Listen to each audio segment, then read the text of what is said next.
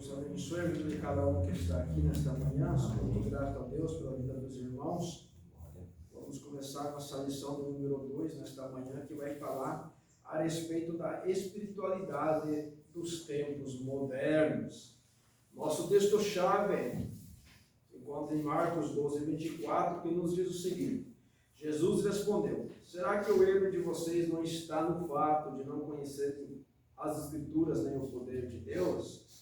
Um questionamento, uma indagação e um confronto que Jesus faz aos seus discípulos, aos fariseus e todos aqueles que ouviam naquela época.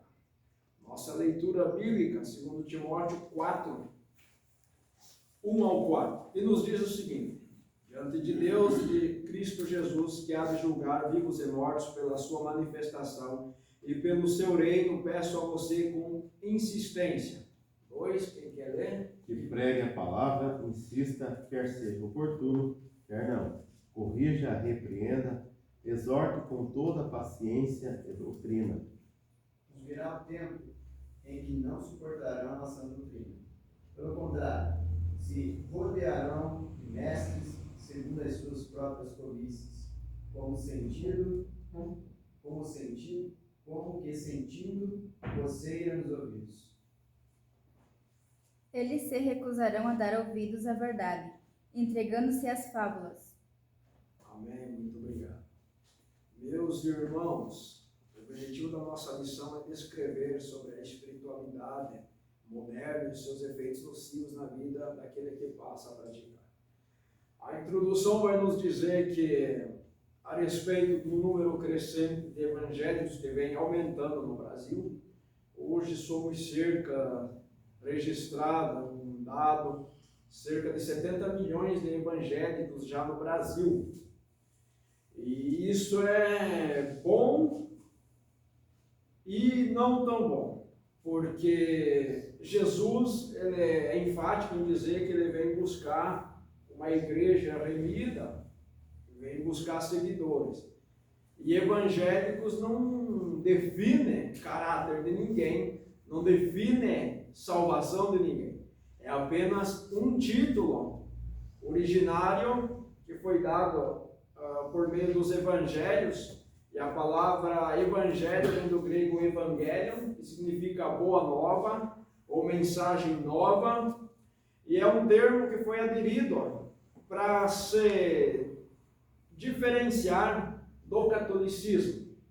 Então, isso não agrega a salvação de ninguém, porque Jesus mesmo vai dizer que muitos dirão: Senhor, em teu nome eu profetizei, em teu nome eu expulsei demônios, em teu nome eu fiz isso, em teu nome faz aquilo. Jesus nos vai dizer: apartai-vos de mim, porque eu não vos conheço. Então, não quer dizer que somos 70 milhões e todos crentes. Não.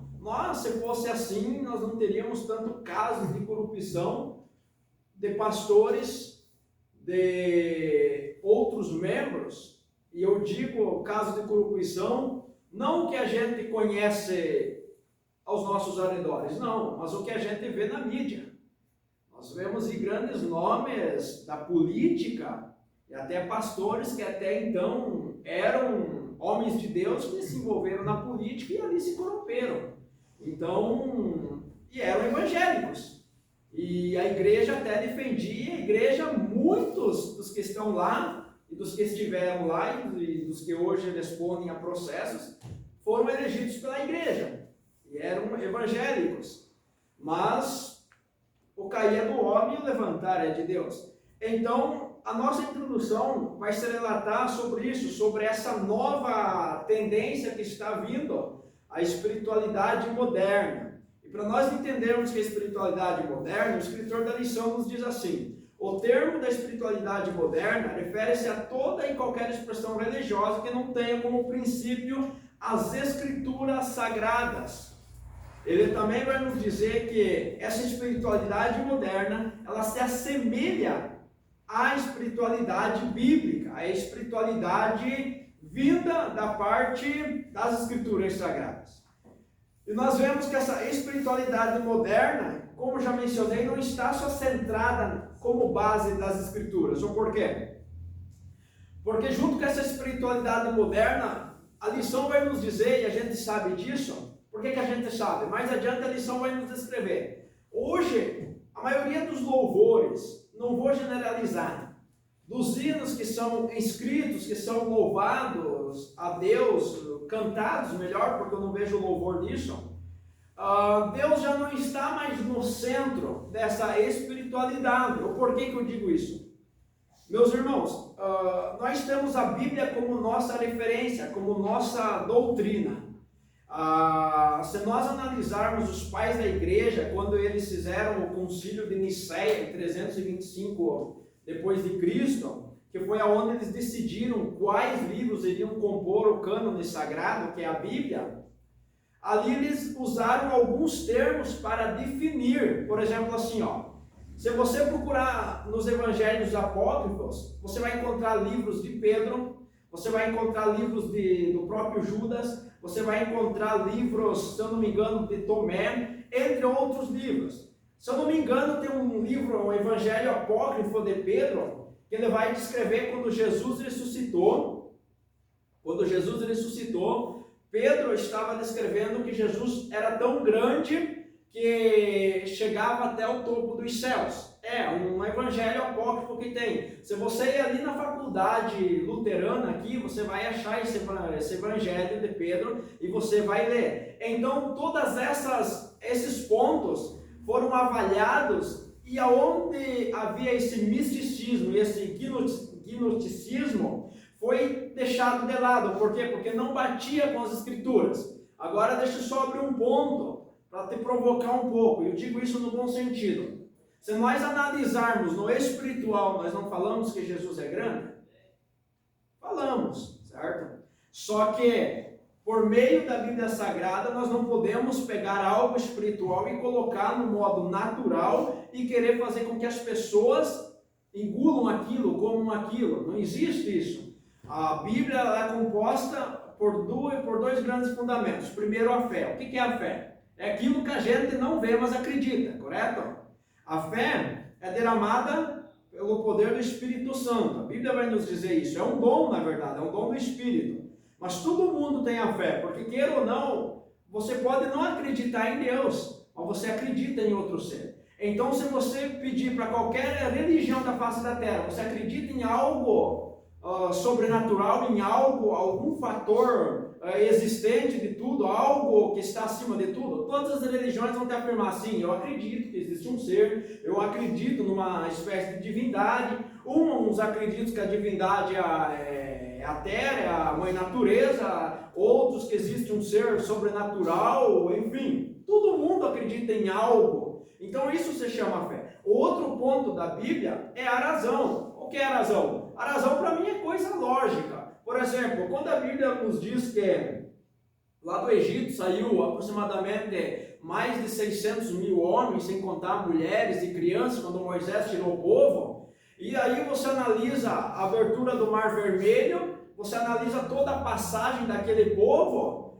há alguns estudiosos, historiadores que vão afirmar que isso é impossível, porque não daria tempo para Moisés ter tirado todo aquele povo, fugido do exército egípcio e atravessado o Mar Vermelho naquele curto período de tempo. Então, há essas coisas. Então, meus irmãos, a razão é aquilo que para mim é lógico. Os historiadores vão contra isso. Mas para mim é uma coisa lógica. Poderia Moisés ter tirado aquele povo? Poderia. Por que não? Poderia ele ter dado tempo de passar? A Bíblia nos diz que sim, mas o que para mim é lógico? A lógica disso está que a Bíblia nos diz que saiu cerca de 600 mil homens, sem contar mulheres e crianças. Isso para mim é lógico, porque se você pegar, nem todos tinham família, a Bíblia não nos deixa claro, mas nós podemos entender assim. Mas se você pegar uma família e multiplicar por no mínimo 3, já dá 1.800.000 pessoas. Então já se aproxima perto daquilo que alguns historiadores afirmam que Moisés tirou do Egito. Então, é duas maneiras de nós entendermos a Bíblia: pela fé e pela razão. Pelo aquilo que nós não vemos e cremos, ou por aquilo que é lógico. E nós vamos analisar que essa espiritualidade moderna está pegando algumas coisas do mundo, alguma coisa do cotidiano, inserindo dentro. O ponto que o escritor quer chegar e que eu quero deixar claro para os irmãos hoje é que assim, eu estou aflito, então eu vou procurar uma palavra que me traga paz. Mas aí vem o questionamento desse problema dessa espiritualidade moderna. É que eu procuro aquilo que eu quero, mas não procuro aquilo que eu preciso. Porque se eu estou aflito, a minha aflição ela tem um motivo, certo? E eu preciso ir buscar onde é que é esse motivo para acabar com essa aflição. Se eu estou aflito, porque às vezes eu cometi algo que entristeceu a Deus, e eu vou e procuro uma palavra de paz, eu estou enchendo o meu ego, mas não estou curando o problema e consertando o motivo por que eu desagradei a Deus. Os irmãos entendem? É essa espiritualidade que está entrando hoje na maioria das igrejas neopentecostais. O que é neopentecostais? É uma doutrina diferenciada do pentecostalismo. Por quê? Porque nós seguimos a Bíblia e seguimos a direção do Espírito Santo. O neopentecostalismo, ele deixa o Espírito do lado e ele busca a razão de si só.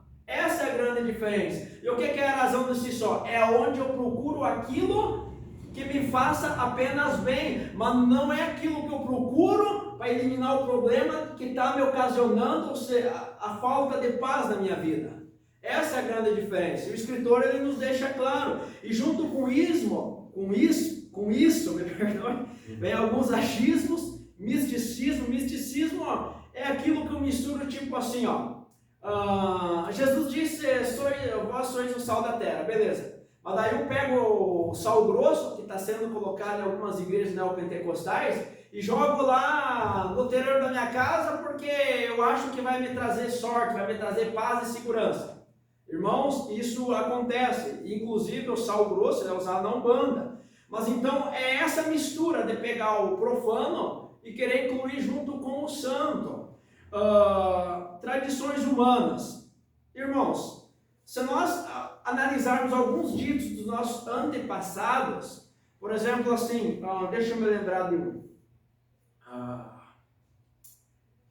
Minha mãe dizia alguns, e veio das gerações passadas, que aquilo vinha de geração em geração e a pessoa não abria a mão daquilo. E isso está se introduzindo, e não deixou-se de lado por algumas pessoas. Daqui a pouco eu me recordo de uma e falo com os irmãos. Além de realizar inúmeras distorções e erros de interpretação doutrinária. Isso aqui vai de fato no que Jesus disse aqui em Marcos 12, 24. O erro, a falha de não conhecer as Escrituras.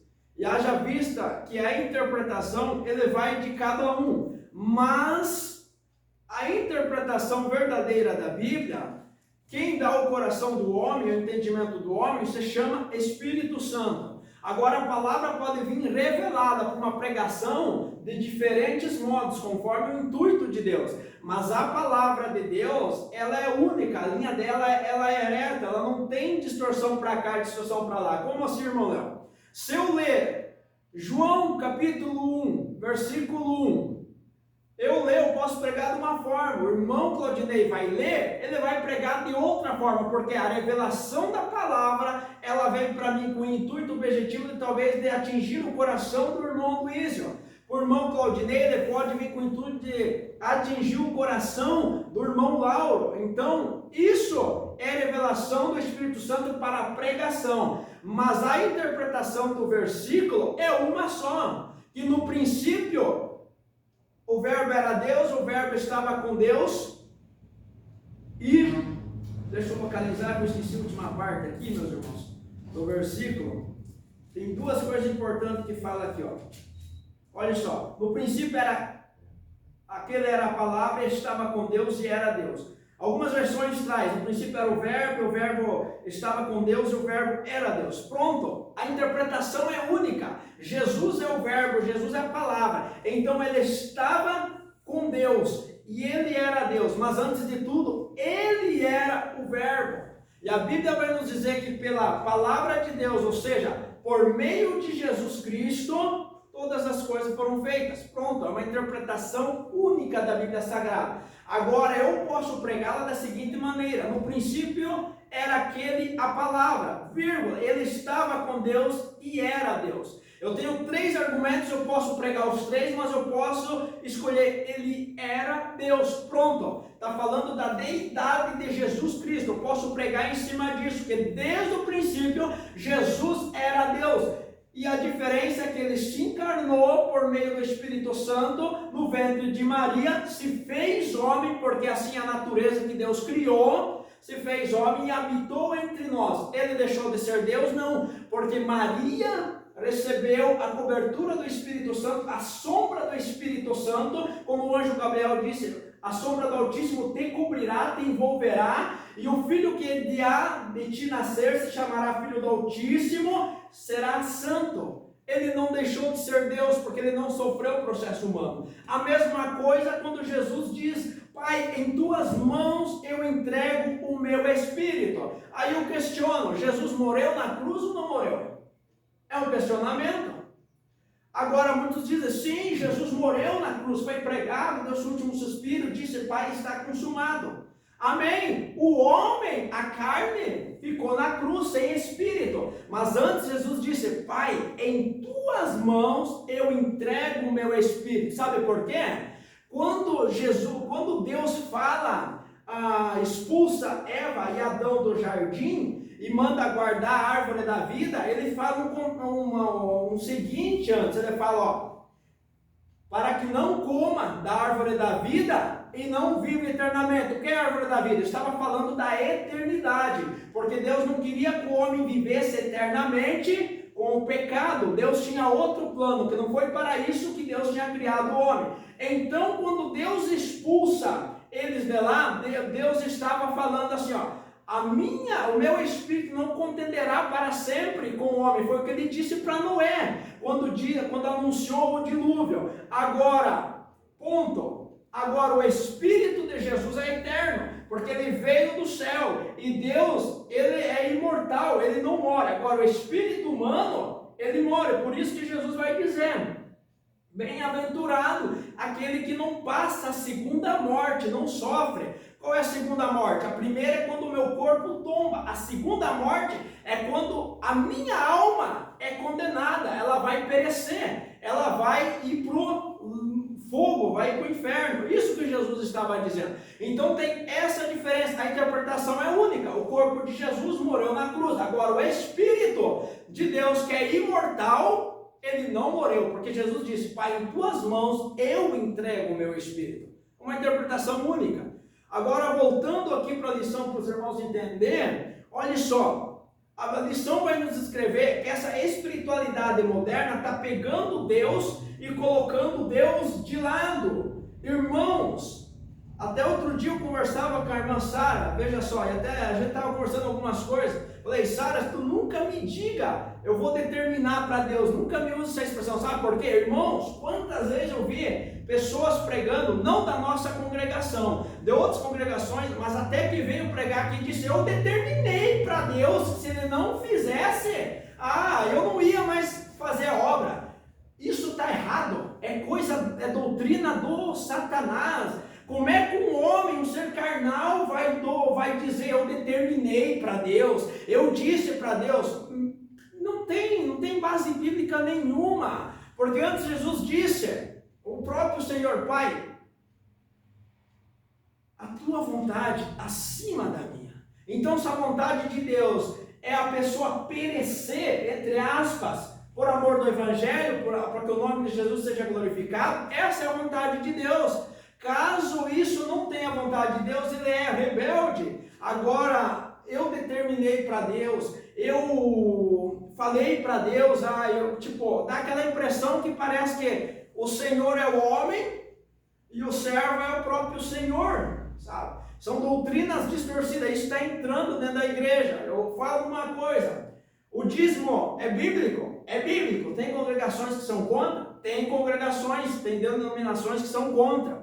Mas Jesus disse que ele não veio destruir a lei, ele veio cumprir a lei. E ele mesmo diz aos fariseus, quando eles estão dando lá do cominho, da erva, do hortelã: Jesus disse, praticai as outras coisas, mas não deixai o amor de lado. Ele estava falando, é necessário vocês darem o dízimo. Ali Jesus faz uma correção, porque eles não estavam dando do que realmente deveria, eles estavam dando da ervinha, do cominho, do que era, sabe, quem que vai viver de erva? E o dízimo naquele tempo era para manutenção do templo, ainda como é nos dias de hoje. Mas Jesus não disse, não precisa dar, fazei essas coisas, deu uma puxadinha ali, mas também praticai a justiça.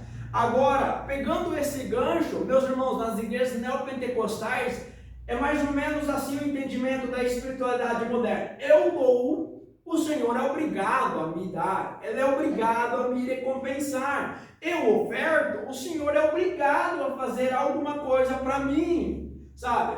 E agora nós vemos que essas igrejas, denominações estão crescendo muito. Só que as igrejas estão crescendo mesmo. Só que as pessoas, elas continuam pobres ainda. Elas continuam ainda dando o dízimo delas nesse entendimento. E o Senhor não deu empresa para elas. O Senhor não deu casa nova, não deu carro. O Senhor não deu um emprego melhor. O Senhor não deu o que elas esperavam. Elas vivem numa ilusão, sabe? E aí eu questiono, a espiritualidade moderna deixa Deus de lado, porque a própria criatura começou a seguir outra criatura que a induz e deixou de seguir o Criador. Jesus vai dizer, buscai primeiro o reino de Deus e a sua justiça. Agora, se eu busco com a intenção dobrada, não tem reino de Deus, não tem justiça nisso. Tem a minha vontade, não tem a vontade do Senhor. Isso está tomando conta dentro das igrejas, infelizmente. Olha só, a característica predominante é tirar Deus do centro, certo? Olha só, a teologia vai nos explicar isso de duas formas, teocentrismo e antropocentrismo. Teocentrismo, ele vem da palavra teo, que significa, é uma palavra grega, significa Deus. Centrismo é centro. E o antropocentrismo. Antropocentrismo, a palavra antropo significa homem. E ela vem junção da palavra logos também, ou logia, que significa estudo, ou lição, lógica, a palavra grega também. Veja só, o teocentrismo, Deus está no centro. O antropocentrismo, o homem está no centro. São duas contradições grandes. Veja só, quando o homem está no centro, tu pode ter certeza, algo está errado, algo está indo contra Deus. Agora, quando Deus está no centro, o homem cai, a estrutura humana cai. Por quê? Porque Paulo vai dizer, não sou eu que vivo, mas Cristo vive em mim. Agora, Paulo foi mais do que poeta, meus irmãos, em dizer isso. Sabe por quê? Porque Paulo entendeu o que Jesus disse para ele quando Jesus o chamou e disse, Paulo, duro para ti será recalcitrar contra os aguilhões. Jesus estava dizendo, Paulo, é o seguinte, até agora tu perseguiu a igreja, tu matou, tu fez isso, tu fez um monte de aquilo. Da agora em diante eu te escolhi para você levar a minha mensagem. Mas se você retrair, se você retroceder, será mais penoso para ti do que sofrer pelo meu nome. Era isso que Jesus estava dizendo. Agora, Paulo entendeu perfeitamente, porque ele entendeu, ai de mim se eu não anunciar o Evangelho. Então ele estava colocando Deus no centro da vida dele, tirando o conhecimento dele e deixando de lado. Imagine, fariseu, formado aos pés de Gamaliel. Quem era Gamaliel? Um dos mais reverenciados e importantes mestres da época do ensino. E é por isso que chamam Jesus de mestre, porque Jesus ele formou discípulos, ele tinha a sua escolinha de discípulos. Isso é Bíblia, meus irmãos. No Antigo Testamento também tinha a escola dos profetas. Quando vai dizer assim, os filhos dos profetas, os seguidores dos profetas. E no Antigo Testamento, o profeta era taxado aquele que recebia de Deus e falava para o homem, sabe? Se você estudar teologia, a teologia vai te dizer, vai te falar a respeito da escola de profetas. Então Jesus era o mestre por excelência. Por quê? Muitos não criam em Jesus. Jesus trazia o conhecimento do céu. Ele mesmo vai dizer, eu recebo do meu Pai. Ele mesmo vai dizer, quando eu for, eu enviarei o Espírito Santo. Ele receberá de mim, porque eu vou estar no seio do meu Pai e vou-lo transmitirá, vou-lo ensinará. Então Jesus era mestre por excelência. Muitos não criam porque existia, assim como nos dias de hoje, uma graduação para se chegar ao nível de mestre. Jesus não estudou. Agora, Paulo tinha estudado. Agora, tu pega o contexto. Hoje, se você trazer uma pessoa analfabeta aqui, e aquela pessoa começar a falar de astrologia para você, começar a falar da medicina para você, de um jeito que vai te entusiasmar, vai te deixar assim, ó, como isso? Olha, pode ter certeza, é conhecimento dado de Deus. Eu conheço um pastor cego, analfabeto, mas Deus usa ele tremendamente para falar de coisas aonde se colocar ele aqui, colocar um cientista do lado, ele vai conversar de igual para igual. Sabe por quê? Porque a sabedoria dada por Deus, isso existe. Irmãos, isso existe. E sabe algo que eu quero provocar nesta manhã, com esta lição? É que assim, meus irmãos, o sobrenatural de Deus está sendo deixado de lado. O sobrenatural está deixando de lado. Hoje as pessoas estão com dificuldade em acreditar em milagres. Estão em dificuldade em acreditar que Deus ainda pode mover o sobrenatural diante dos nossos olhos, assim como moveu no passado. Outro dia eu ministrei numa igreja e eu falei que a gente parece que está vivendo a igreja do século XXI como um museu, meus irmãos. Por quê? Vive do passado. Ah, Deus fez lá, abriu o Mar Vermelho. Maravilha. Ah, mas o anjo apareceu a Maria. Maravilha. Ah, mas Jesus curou. Sim, mas ainda acontece hoje. Ainda acontece hoje. E essa espiritualidade está se perdendo na igreja. Eu não sei, mas acho que foi o Senhor que pregou ontem a respeito do sobrenatural, que as pessoas parecem que elas não querem mais sofrer com os problemas e esperar Deus intervir com o sobrenatural, porque é assim que Deus faz. Deus espera a última instância. Ah, mas por quê? Deus no dia de nós? Não, é o tempo de Deus certo para agir. Agora, se Deus fazer tudo antecipado para nós, meus irmãos, que recompensa tem servir a Jesus? Nenhuma. Ah, mas então precisa ter angústia para sofrer Jesus? Bom, precisa, ao cumprimento da palavra, porque que recompensa vamos ter nós naquele grande dia, chegar a Jesus? Estou aqui, mas que mérito nós vamos ter quando a palavra nos dizer ser fiel até a morte e dar-te a coroa da vida? Agora, se eu pegar aquela interpretação aonde a Bíblia vai nos dizer que Jesus desceu às profundezas da terra, tomou as chaves da morte e da vida, pisou na cabeça da serpente e trouxe cativo o cativeiro.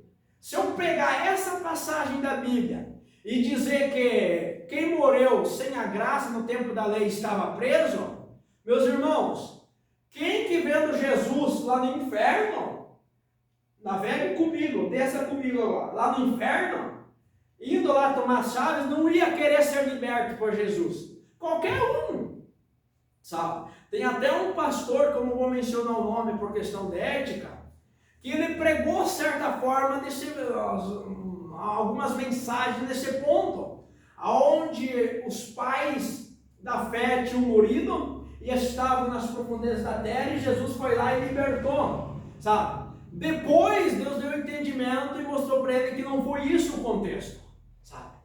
O contexto era totalmente ao contrário. O ponto que eu quero chegar aqui é a interpretação. Onde é que entra a espiritualidade moderna? Entra no contexto de que se eu estiver no sofrimento, eu vou querer que Jesus me tire do sofrimento. Mas eu não vou querer entender o porquê que eu estou no sofrimento. E esse sofrimento é o que me leva aos pés de Cristo. Porque se eu chegar naquele grande dia, eu vou querer abraçar Jesus, mas eu vou querer adorar Jesus por quê? Se eu não tenho um motivo para adorar. E a Bíblia vai nos dizer que naquele grande dia, a lágrima cessará, a angústia acabará, a morte findará, nós não sofreremos mais. Então qual o motivo da libertação de Jesus? Não teria motivo. Mas Jesus veio nos libertar desse mundo. E a Bíblia vai nos dizer que a natureza geme e espera a redenção. A Bíblia diz a natureza, porque a terra também foi sujeita. Agora deixa eu provocar um pouco mais você. Quando a Bíblia vai nos dizer, no princípio criou Deus os céus e a terra. Ponto. Espaço de tempo. E a terra era sem forma e vazia. E o Espírito de Deus se movia, pairava sobre a face das águas. Meus irmãos, se você ir para a geografia, Tem uma outra matéria que eu não lembro o nome, geologia, se eu não me engano. Você vai ver que no começo da humanidade existia um continente só, Pangeia. Era tudo apenas um contexto da terra. A Bíblia vai nos dizer que Deus chamou a porção seca. Meus irmãos, se você não crê nisso, eu digo isso com temor de Deus. Deus chamou a porção seca. Deus não disse as porções secas venham. Deus falou, surja a porção seca, venha. Tudo isso, meus irmãos, eu vou ser bem coerente com os irmãos. Eu não desprezo a história. Eu não desprezo algumas teologias de alguns historiadores, porque a Bíblia nos deixa bem claro. A Bíblia nos deixa bem claro que quando Satanás foi expulso, Deus arremessou ele. Se você ir para a história, meus irmãos, ir para a história, tu vai contestar que já foi provado cientificamente que há um tempo atrás, não sei dizer quanto tempo, caiu um meteoro tão grande que destruiu a humanidade, matou os dinossauros. Os dinossauros existiam? Existiam, meus irmãos. Sabe por quê? Porque não foi o diabo que botou o osso do dinossauro lá na terra, há muitos anos atrás, para confundir a humanidade. Não foi. Nós não podemos negligenciar isso de maneira alguma. Agora, se você pegar o contexto da Bíblia, contar os dias, meus irmãos, a Bíblia vai ter hoje a história da humanidade, aliás, 6.000 anos, no máximo 7.000 anos. Mas como eu vou pegar isso e vou pregar para alguém que tem conhecimento e vou menosprezar tudo que a ciência já trouxe? Vou menosprezar o osso do dinossauro que está lá e vou dizer que não existiu. Esse contexto. Meus irmãos, o que isso tem a ver com a espiritualidade moderna? Eu não posso ir pela minha razão, mas eu não posso negligenciar aquilo que é verídico. São dois contextos. Sabe? Dois contextos, eu cuido muito com isso. Agora, o que eu não posso é pegar e também, dentro da espiritualidade, colocar aquilo que vai me fazer bem. Também não posso. Agora, veja só. Tópico 2, espiritualidade narcisista. Narcisismo é o nome dado a um conceito desenvolvido por Sigmund Freud, que determina o amor exacerbado de um indivíduo por si próprio. Exacerbado é algo que se torna violento, algo grave, intenso, forte. Ele se torna amante de si mesmo. Por exemplo, quando Satanás está na terra, a Bíblia vai nos dizer, se não me engano, Ezequiel capítulo 38, que Satanás está num riacho, aquelas águas eram cristalinas, eram brancas, e ele está ali, que a pouco ele começa a se admirar, porque não existia espelho naquela época, então ele se contemplava, ele se contemplou pelas aquelas águas, ele começa a admirar, começa a se amar, e aí nasce o desejo forte dele de se achar que ele era mais atrativo, mais bonito, mais isso, mais aquilo. Então aí que surge o desejo dele de ocupar o trono de Deus. Se eu fosse entrar nesse contexto, eu poderia descrever os 9 dons que Deus tinha dado a Satanás. Eu poderia fazer a diferença entre os 3 dons que Deus não deu a Satanás, porque ele não era Deus, mas estava em Jesus. Qual é? Onipresença, onipotência e onisciência. A Bíblia vai nos dizer que Satanás era coberto de pedras preciosas, está relacionadas, e que ao deixar claro isso, aos dons que estavam sobre a vida dele. Então, esse exacerbamento, vamos dizer assim, é algo que se torna forte. Tipo, eu preciso e eu quero. Então eu vou fazer de tudo para me sentir bem. Vou achar um versículo que se adapte ao meu contexto. Isso Deus não aprova. Agora vem a espiritualidade em prol do praticante. Percebe-se a busca do homem construir uma religião em torno de si. Por exemplo, se eu fosse citar um exemplo, aquela religião que está chamando as pessoas de tudo, alistando pessoas pela internet, fazendo discipulado pela internet, aquela religião que as pessoas vão lá e se destroem, armaram bombas. Alguém se recorda aí, me fugiu o nome? Islamismo, se eu não me engano é isso. Se eu não me engano é isso, sabe? Se torna aquele amor, aquele exacerbamento tão grande por algo que eles construíram em torno de si mesmos, que não tem, a gente sabe, base bíblica, mas que eles fazem o que for preciso para chegar no seu objetivo. Isso é um exemplo da pessoa exacerbada. É um exemplo de algo que se torna forte, grave, é algo que Deus não aprova. Por exemplo, assim, posso citar no contexto espiritual. Uma pessoa que diz, nossa, eu preciso orar, e ela começa a orar 5, 6 horas por dia, todo dia. Deus vai aprovar isso? Meus irmãos, Deus gosta da oração, mas Deus não vai aprovar, sabe por quê? Porque ela vai chegar a um contexto onde ela não vai conseguir sustentar aquilo. Isso acontece, uma pessoa que ela determina a jejuar, mas ela começa muito veloz, ela não tinha sustentação, ela vai conseguir ir muito longe? Não vai, sabe? Isso é um exemplo de algo que a pessoa começa a amar, a se amar. Por exemplo, assim, a busca por alguma coisa, aí eu preciso daquele dom, e a pessoa começa a fazer, ela começa a colocar aquilo acima de tudo. Deus aprova isso? Deus não aprova, sabe por quê? Porque a Bíblia nos diz que os dons foram derramados sobre a igreja para a edificação do corpo de Cristo. O Espírito Santo, ele dá a cada um conforme ele quer para o bem do corpo de Cristo. Então entenda isso, basta estar na comunhão e na direção de Deus, porque se for para edificar a igreja, às vezes você só pelo Espírito da obediência você recebe sem precisar fazer sacrifício. É simples assim. Olha só, práticas cristãs como a santidade, renúncia e piedade não fazem mais parte do estilo de vida, mas sim o desaumento do ego humano. Irmãos, campanha da vitória, por exemplo, eu amo campanha da vitória. Mas irmãos, e se Deus não me der a vitória, o que eu vou fazer? Às vezes a gente faz 7, 14, 21, 28, 35, 42... 49, 56 dias de campanha e nós não recebemos a vitória.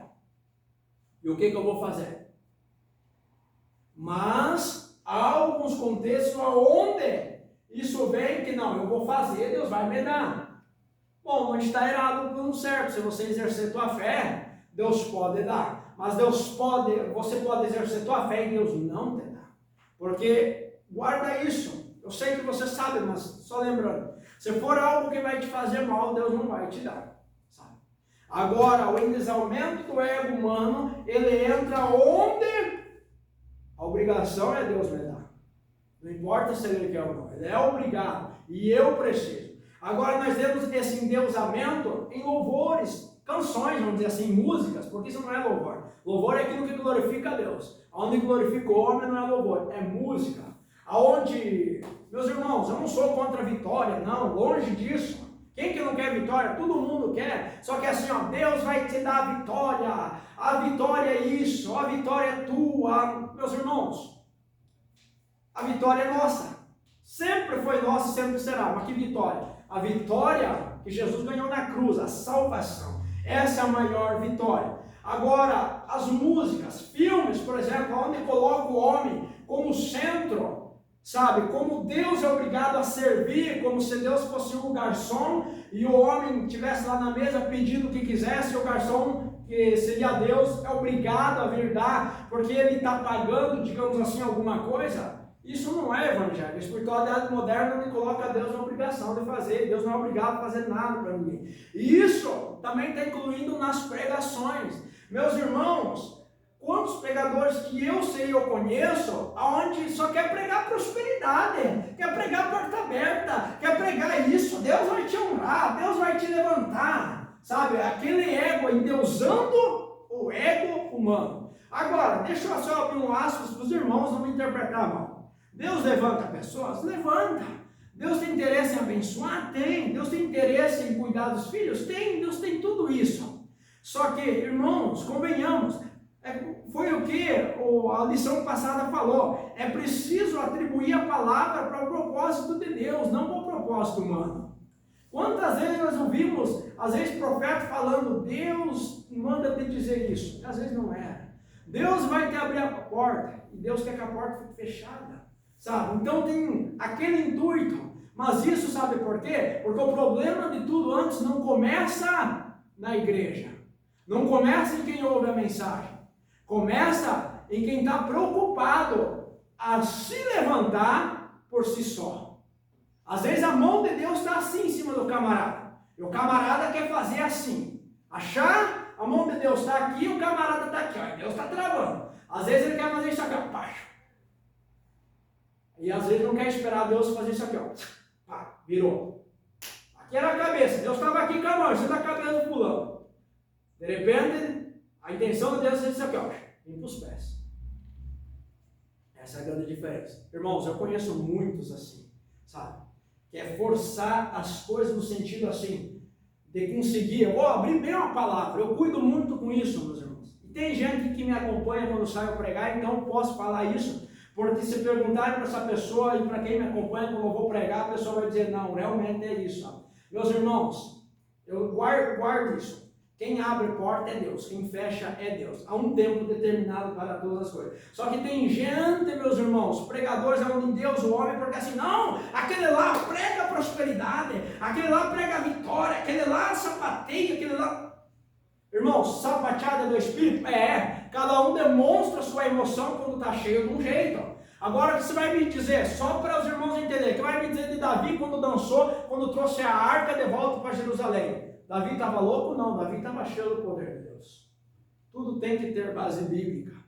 Mistérios de Deus são revelados a quem Deus quer que revele. Sabe, meus irmãos? Então, esse endeusamento está acontecendo muito. O homem é o Deus da relação e Deus é o servo que é meio que obrigado a servir.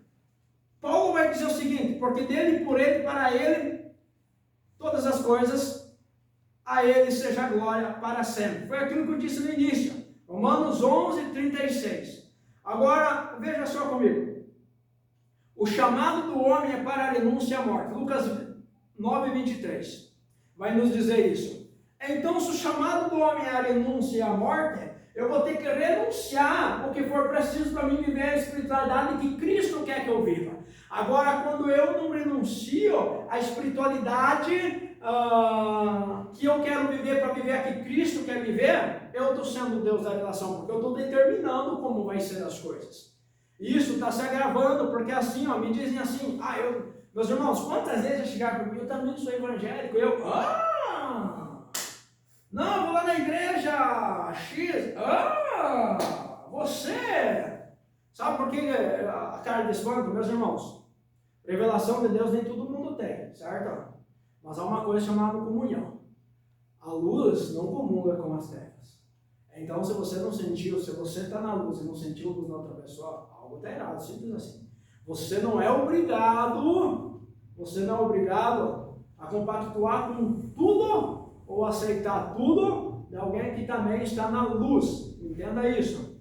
Mas você é obrigado a comungar do mesmo Espírito, porque a Bíblia nos diz que fomos batizados no mesmo Espírito, em uma única só fé. Então, o que eu quero dizer aqui, você não é obrigado a aceitar, digamos assim, a compactuar com a opinião de todo mundo, certo? Mas você é obrigado a comungar do mesmo Espírito, porque senão alguma coisa está errada. E o mesmo Espírito nos leva à presença de Deus. A espiritualidade dos tempos solitários, subtópico 2.2, vai nos dizer, é aquela que o praticante busca o isolamento por entender que não existe nenhuma igreja que seja suficiente e boa para ele. É por isso que tem pessoas que hoje estão aqui e hoje estão lá. Todo esse contexto, em outras lições nós já falamos, nem precisa ficar batendo muito em cima. Isso tem um termo que está sendo muito usado, que se chama os desigrejados. Porque uma hora eu estou aqui no Mato Preto, outra hora eu estou lá em Campo Alegre, outra hora eu estou lá em Fragoso. Igreja nenhuma tá bom, pastor nenhum tá bom, irmãos nenhum tá bom, pregador nenhum tá, cantor nenhum tá, nada tá bom, sabe? Porque isso é espiritualidade moderna, porque ele não busca aquilo que Deus tem para ele, ele busca aquilo que faça a vontade dele, que faça ele se sentir bem, mas que não faça ele a entrar pelo caminho. Jesus mesmo vai dizer, entrar pela porta estreita, porque ainda aberta está, mas também tem uma porta larga, e muitos são os que entram e acabam se perdendo. Agora tem um outro tópico que o escritor vai nos dizer a respeito dessas pessoas que estão longe das igrejas. Vai falar ali dos crentes EAD. O que é EAD? É ensino à distância, certo? Vai dizer, o escritor nos dizendo que tem crentes hoje que estão sendo formados para morar no céu à distância. Cultos EAD, ensinos EAD. Meus irmãos, é errado você assistir um culto pela internet? Não é errado. É errado você assistir um culto pela televisão? Não é errado. É errado você assistir uma live? Também não é errado. O que é errado é você ficar longe do corpo de Cristo. Paulo faz uma analogia bem completa quando ele diz que pode o pé falar que não precisa da mão? Não, não pode. Ele vai relacionar o corpo de Cristo, ou seja, a junção, todos os membros precisam estar unidos para que o corpo ande. Agora, se meu pé estiver lá no canto, como é que eu vou conseguir andar? Isso que Paulo está dizendo. E isso está afetando porque a pessoa começa a se isolar, vivendo a sua própria espiritualidade. Eu não preciso da igreja. Eu não preciso do pastor. Eu não preciso ouvir o pregador. Eu não preciso daquela palavra. Eu sou a minha própria igreja. Sabe? Somos a igreja de Cristo? Somos, mas precisamos estar em comunhão. É esse o sentido. Essa espiritualidade demandar está levando para isso. Você serve a Deus aonde você está, do tipo que você quer e do tipo que você acha. Há esse contexto da doutrina e da submissão. Esse é o problema. Sabe, os desigrejados não querem se submeter a uma ordem superior, a uma doutrina. Isso é o problema que está crescendo muito. Por exemplo, assim, eu já contei aqui, irmãos, veja só, se eu assistir algo que vai falar coisas boas para mim, será muito melhor do que eu ouvir algo que me manda me humilhar. Lógico, é lógico que sim, sabe, é típico da natureza. Agora tem um contexto, se eu quiser morar com Cristo, qual que eu devo ouvir? Simples assim. 3, espiritualidade dos achismos e novidades. Meus irmãos, essas novidades dentro das igrejas, olha, está crescendo bastante. O sincretismo como meio de crescer. Sincretismo tem origem na palavra grega, significa fusão de crentes. Foi aquilo que eu falei no começo. Você pegar o sal grosso, que é usado na Umbanda, trazer para dentro da igreja e fazer um ritual ali de descarrego. Tem igreja que faz isso? Tem, irmãos. Tem muitas igrejas que estão adotando a esses tipos de doutrinas. Quando o maior e poderoso é aquele que pode fazer qualquer coisa, não precisa de ritual nenhum, basta uma palavra dele. Como ele disse nos tempos antigos, demônios, saia, e o demônio caia por terra. É o mesmo Jesus que ainda deseja edificar e que ainda conduz a sua igreja. E quando eu falo de igreja, meus irmãos, eu falo de quem segue a Cristo, e não de quem segue o patrimônio, de quem segue pessoas. Não. Paulo vai dizer, sede meus imitadores como eu sou de Cristo. Olha o que esse homem vai dizer, sede meus imitadores. Paulo não estava dizendo, ó, eu sou parecido com Cristo. Não, eu sigo a Cristo. Então vocês podem me seguir. A diferença que Paulo tinha aí não eram as palavras dele, era o testemunho que Jesus mesmo dava. Essa era a grande diferença. Agora veja só, em Atos 13, nós percebemos que essa mistura a respeito daquele judeu, Elimas, o mágico, o falso profeta, que a Bíblia vai nos dizer que ele conquistava muitos com seus feitos, com suas mágicas, com suas enganações ali. E o nome dele, por incrível que pareça, era Bar Jesus, a Bíblia vai nos dizer. Agora, deixa eu só abrir um parênteses aqui para você entender, meus irmãos. Quando a Bíblia fala a respeito, ele era Bar Jesus, todas as jovens daquele tempo, as mães que viriam dar à luz, elas davam um nome antes, uma abreviação antes, ou senão o nome mesmo de Joshua, que é Jesus para alguns também no hebraico, ou Yeshua, que é do aramaico mesmo. Nós dizemos Yeshua no português, mas o correto é Yeshua no hebraico. Dava o nome de Jesus, por quê? Porque todas tinham esperança que aquele poderia ser o Messias. Deus falou que uma virgem daria luz a um filho, seria Emanuel, Deus daria, mas não falou o nome. Então todos que estavam grávidos davam. Se você ir para a história, você vai conferir. Então ele enganava muitos. E isso, meus irmãos, está vindo muito para as igrejas, dentro das igrejas, principalmente as neopentecostais. Sabe, algumas doutrinas que não são doutrinas do Espírito Santo. O que é a doutrina do Espírito Santo? Meus irmãos, eu até estou tentando ir direto na lição, mas eu não estou conseguindo. Doutrinas do Espírito Santo é tudo aquilo que Paulo vai dizer, tudo aquilo que Jesus também vai dizer. Se fosse assim, nós não poderíamos entender quando Jesus disse que soprou, a Bíblia vai nos dizer que Jesus soprou sobre eles o Espírito Santo. Jesus soprou sobre os discípulos. O próprio Deus soprou no homem o fôlego de vida. O próprio Jesus pegou, cuspiu, fez lodo e untou. São bases bíblicas. Sabe? Agora nós não podemos fugir disso e criar doutrinas que não contam. Eu sei, meus irmãos, caso verídico, numa igreja aqui de São Bento do Sul, da Assembleia de Deus, tinha um pregador, não vou falar o nome, de fora, cidade do Rio de Janeiro, veio e estava sendo usado por Deus. Tirou o lenço do bolso e começou a tocar nas pessoas. Um obreiro do púlpito disse: essa obra não é de Deus, esse homem não é de Deus. O pregador virou para ele: se eu não sou de Deus, vamos deixar Deus tratar então. Se eu não sou homem de Deus, vamos deixar Deus tratar. Tu não toca no meu ministério porque foi Deus que deu. Se isso não está na Bíblia, tu vai se converter, mais ou menos assim. Eu sei historicamente. Agora, o que você vai me dizer quando Paulo tirou os lenços, Pedro, aliás, e as pessoas pegavam e levavam, as outras pessoas eram libertas, eram curadas? É base bíblica ou não é? É base bíblica. Como vamos dizer da sombra de Pedro que passava? Meus irmãos, você tem coisa que eu não levanto a minha voz, é contra a obra do Espírito Santo. Você tem coisas que eu não levanto a minha voz, é contra ver uma pessoa sendo usada e dizer: não é de Deus. Sabe por quê? Porque se você está na luz e a pessoa que está sendo usada também está na luz, você vai receber a testificação. Agora, se você não receber a testificação, é porque ainda a afinação com o Espírito não está 100%. Você pode ter o direito de questionar e duvidar, mas você não tem o direito de julgar. Agora, quando você duvida, você não duvida, pô, você tem que duvidar é para Deus. Por quê? Porque Deus é que vai dar o entendimento. Simples assim. E eu sei um caso verídico, eu não vou dizer a congregação, não vou dizer quem era o pastor, embora se eu dizer quem era o pastor, os irmãos já vão mais ou menos ligar as coisas. Mas eu não vou dizer por questão de ética. Isso aconteceu. O pregador tirou o lenço por causa das pessoas eram curadas. É obra do Espírito, base bíblica. Isso nós temos que atentar. Agora, se o pastor viesse, digamos assim, com uma vara, Jesus manda te dar uma varada, pá, seja curado. Tem base bíblica? Fica difícil, né?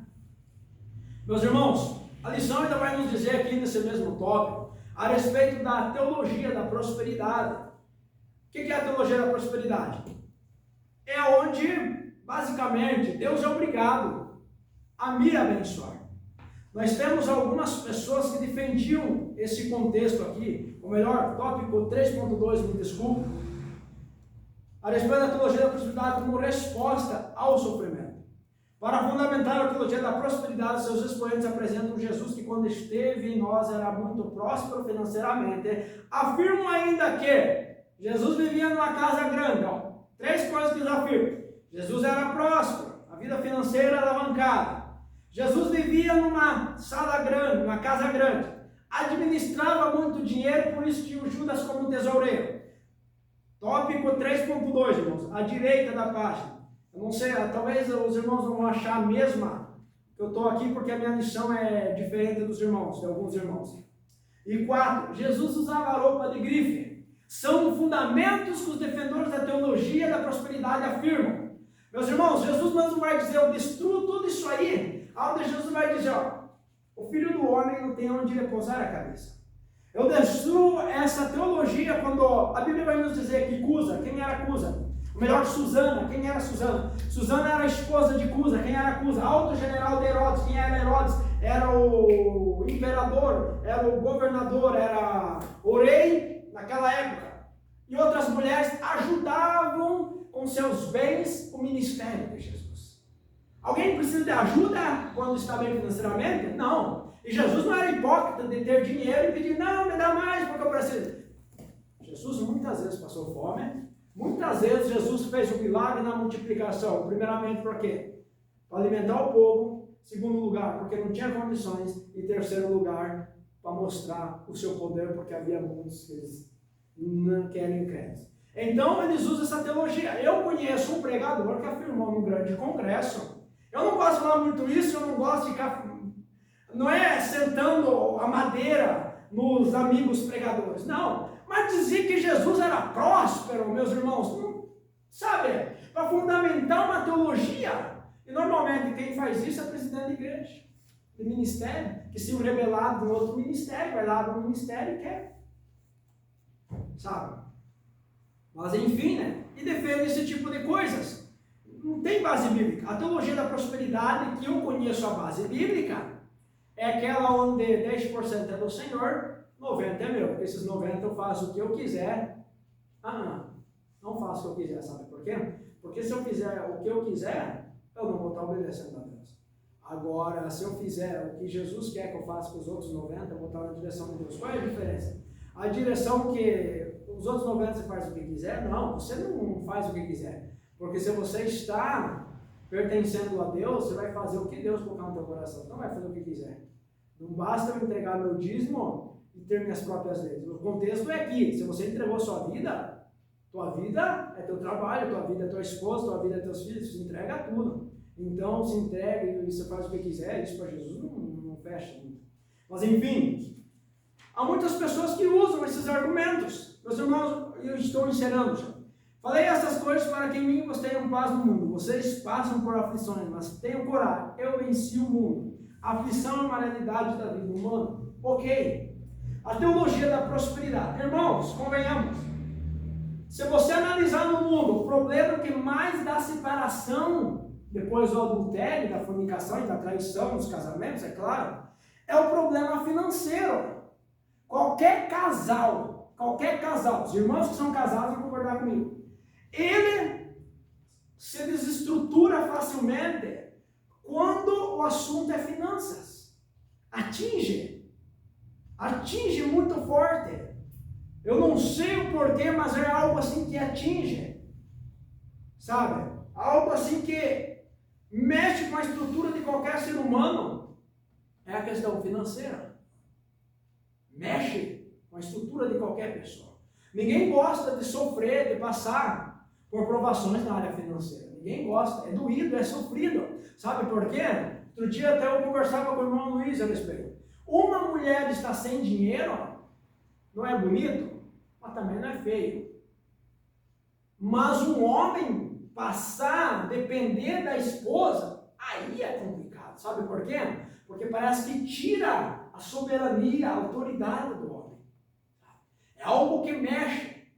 E isso vem de proveito muitos ao que muitos pregam, da teologia da prosperidade. Sabe? Não, teu casamento está passando por problema por causa da tua vida financeira. E daí pegam isso. Não, se você fizer oferta tal, dízimo tal, se você investir assim na obra do Senhor, meus irmãos, a única coisa que nós devemos dar ao Senhor é quando Ele fala no nosso coração. Quando é o voto de tolo que muitos fazem, sabe? De dar quando o homem está... O pastor Geraldo sempre fala muito isso, da emoção, sabe? E muitos aproveitam a emoção e colocam. Agora, a aflição, todos nós devemos passar ela. Seja na área financeira, seja na área conjugal, seja em qualquer área. A aflição faz parte da vida do crente. Então é isso que a espiritualidade moderna está correndo, está fugindo. Ninguém quer mais passar aflição, ninguém quer mais sofrer, sabe? E você vai me pedir, Léo, você gosta de sofrer? A minha resposta é claro. Quem que gosta de sofrer? Ninguém gosta. Mas é preciso, porque é no sofrimento que se conhece graça. E a graça só é manifesta quando a minha mão não pode fazer mais nada. É o favor de Deus. Para encerrar agora, meus irmãos. A espiritualidade destituída das Escrituras. Coisas insaciáveis sempre buscam coisas novas. Olha só. A respeito, eu vou resumir em poucas palavras. O mundo, a sociedade busca algo novo. Sabe? Por exemplo, quando surge uma música nova, o mundão vai, música nova. Quando surge um artista novo, artista novo. Quando surge um louvor novo, agora vamos pegar nós aqui da igreja, quando surge um louvor novo, nossa, um louvor novo, bacana, hein, nossa, ouviu que é louvor, nossa, não, mas isso ali acho que é um solo de, a maravilha, a gente fica encantado. Só que o novo, quando é de Deus, ele vem baseado no que um dia foi novo, que hoje é velho, que se chama Escritura. Resumindo, surgiu um louvor novo. A vitória é do crente. Maravilha, claro que a vitória é do crente. Mas aonde está Deus nisso? Se a vitória é do crente, sendo que Deus não dá vitória para ele. Se a vitória vem pela mão do homem, Deus não está nesse negócio. Os irmãos estão conseguindo entender? Então, se há uma busca do novo, por exemplo assim, meus irmãos, essa busca do novo está levando muita gente no inferno, porque é assim, ó. Meus irmãos, só para os irmãos entenderem, há igrejas que criam coisas novas para atrair público. É, assim. Outro dia surgiu por aí, faz um pix aí no valor da tua idade. Surgiu por aí essa nova onda. Faz um pix aí, ó. Tipo, tem 30 anos, faz um pix no valor de R$30. Porque Deus está me revelando isso. Meus irmãos do céu, você pedir ajuda para a obra missionária quando você tem um projeto aonde é de Deus e é missionário, é uma coisa. Agora você usar um argumento que não tem fundamento nenhum para conseguir dinheiro, Deus está nisso? Não é coisa nenhuma. Essa onda está surgindo. Sabe? Agora, se a pessoa está ali, ó, meus irmãos, meu projeto alimenta as pessoas lá na África. Se você sentir no coração, ó, apoie esse projeto. É que não o projeto Neemias aqui do pastor, aqui do nosso campo. Sabe? Entendeu? Mas seria a mesma coisa que se viesse alguém aqui de outro lugar e pedisse: pô, faz um depósito aí para o meu projeto, ó. Minha casa, minha vida, eu preciso edificar os muros lá da minha casa, porque o vizinho está me enchendo o saco, porque eu sou quieto, eu não me acerto com ele.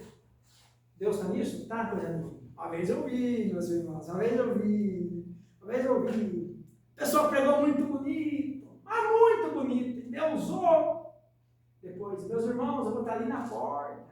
Eu preciso construir os muros lá. Eu já ganhei 500 tijolos, acho que era isso, mas agora eu preciso comprar o cimento. Se algum irmão sentir no coração de me dar uns 50 ou mais, eu estarei ali na porta. Meus irmãos, Deus está numa coisa dessa? Não está. Sabe por quê? Porque igreja não é lugar, não é campo de obra para cada um vir tirar um pouco. Eu não sou contra dar uma oferta. Eu, às vezes, quando saio pregar, eu ganho. Mas, normalmente, quando chegam assim para mim: irmão, quanto você vai cobrar? Eu acho tão engraçado quando falam isso, sabe? É um meio que eles têm de querer oferecer alguma coisa. E eu acho isso legal. Meus irmãos, pede para o irmão Luiz e para a irmã Sara quantas vezes eu aceitei a oferta. Tá? Agora, quando vem, me diga assim, ó, sentir de Deus eterno. Amém. Deus seja louvado. Mas nunca pedi nada para cobrar. E graças a Deus. Tomara que Deus continue me guardando assim para nunca pedir nada. Então, meus irmãos, vão surgir algumas doutrinas. Agora, para encerrar de vez, muita informação no relacionamento. Contexto assim: meus irmãos, eu posso pegar e vim aqui pregar para os irmãos num culto abençoado, pregar um monte de coisa, sem nenhuma base bíblica. Posso? Por exemplo, assim, vamos falar sobre a força.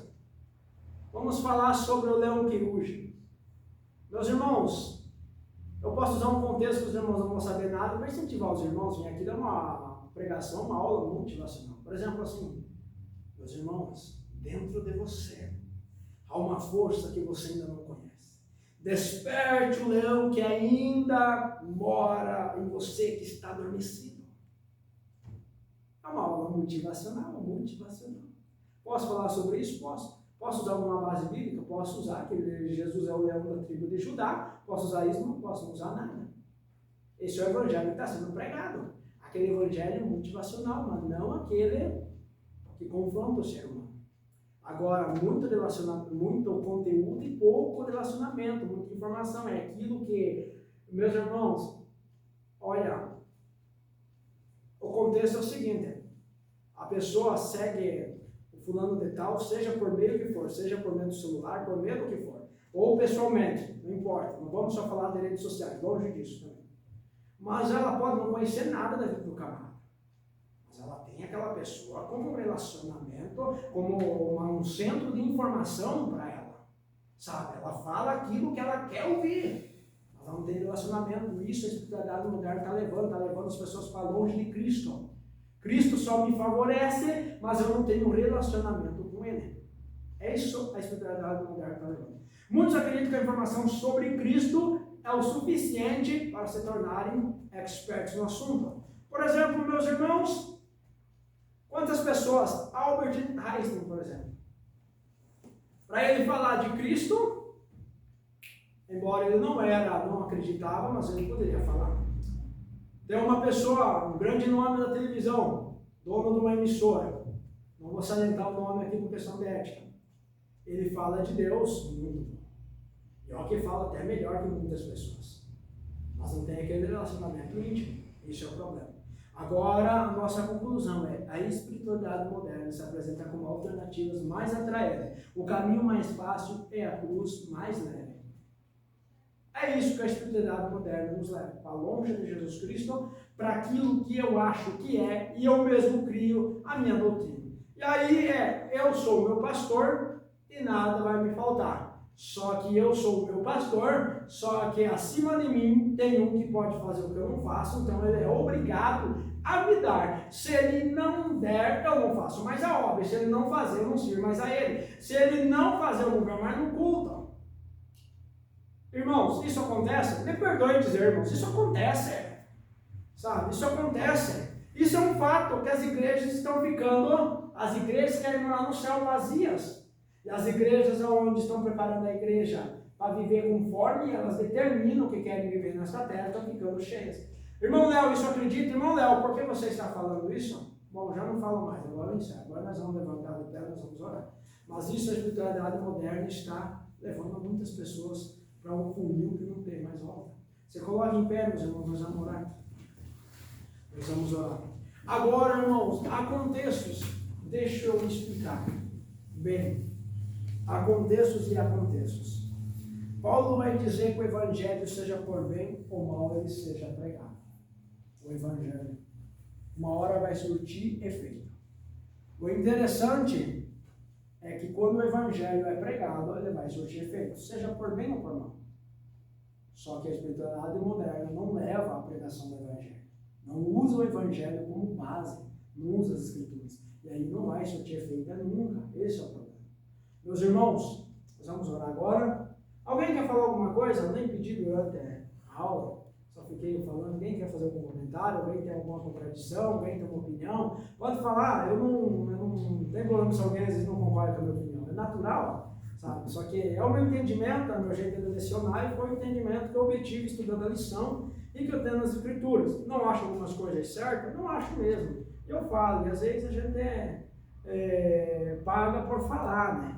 Mas eu prefiro às vezes pagar por falar do que concordar com uma coisa que eu não quero. Não, jamais vou fazer isso. Jamais, porque depois você é cobrado, vou eu perecer por ficar quieto. Não, não vou não. Meus irmãos, mas o contexto é assim, ó. Resumindo, fica na igreja quem quer, quem Cristo quer. Simples assim. Só que o problema, se eu quero morar no céu, eu vou me submeter.